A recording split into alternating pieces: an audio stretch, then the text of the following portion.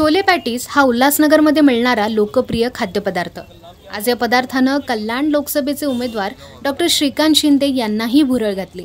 उल्हासनगरमधील प्रचाराचा एक कार्यक्रम आटोपून दुसऱ्या कार्यक्रमाकडे जात असताना या छोले पॅटीसच्या एका छोट्याशा गाडीवर श्रीकांत शिंदे यांची नजर गेली आणि त्यांनी छोले पॅटीसची चव चाखली। उल्हासनगर शहर हे खवय्यांसाठी पर्वणी म्हणून ओळखले जाते। याचाच अनुभव आज डॉक्टर श्रीकांत शिंदे यांनीही घेतला। मुख्यमंत्र्यांचे सुपुत्र आणि खासदार असले तरी श्रीकांत शिंदे यांना कोणताही बडेजाव नसून अनेकदा रस्त्यात थांबून वडापाव किंवा एखाद्या हातगाडीवर थांबून भजी खाण्याचाही ते मनसोक्त आनंद घेतात।